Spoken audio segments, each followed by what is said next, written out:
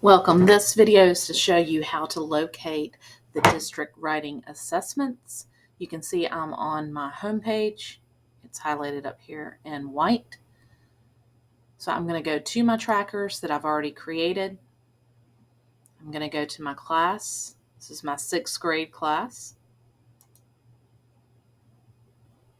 Here are my trackers. You can see all of my reading trackers in green, all of my writing trackers in purple, all of my inquiry and communication in orange. In 6th grade, communication standards are not assessed on SC Ready, so that's why you do not see communication standards here. And I have hidden all of the embedded standards. If you want to see the embedded standards, you just turn them back on, and then there they are. So let's look at a writing assessment.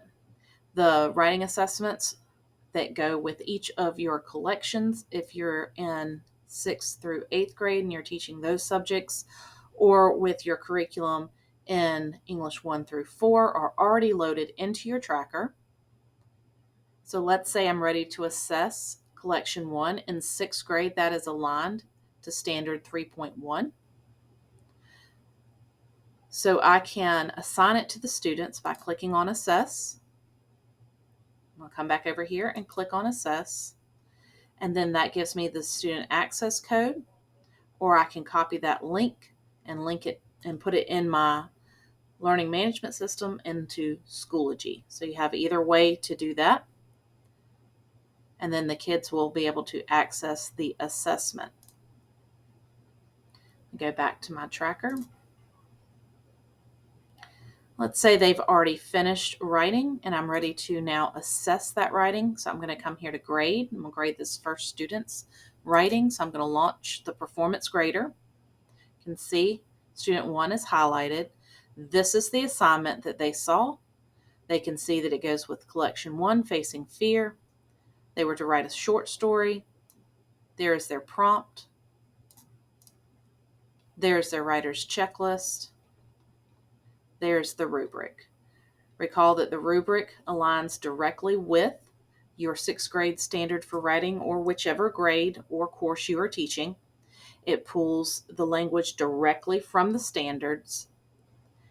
And when I'm ready to assess that writing, I will come over here and select for Criterion 1 which grade they received. So if I feel that the student has met everything in Criterion 1 for exceeds, I'll come over here and click 25. Now, you have a range, 23 to 25. So if you feel like they did this fairly well and they're more in exceeds than they are meets, then you could choose 23 or 24. If you feel that they're more meets, that they didn't hit this category well enough, then you can come over here and pick anything from 20, 21, or 22 for this first criterion. So let's say I feel like they just met and they did that very well, but did not go into the exceeds. So I'm going to give them a 22.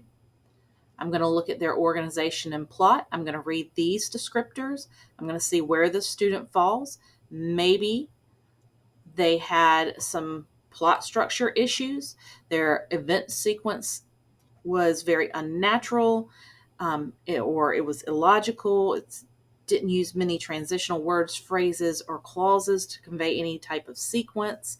And the conclusion is not connected or to the narrated events. Now I can pick anything from 15 to 17, depending on how they met these 3 bullets right here. Let's say they did not meet them very well. So I'm going to choose 15. Oh, sorry, wrong criterion. Criterion 2. I'll choose 15. And then I'm going to continue on as I score that assessment.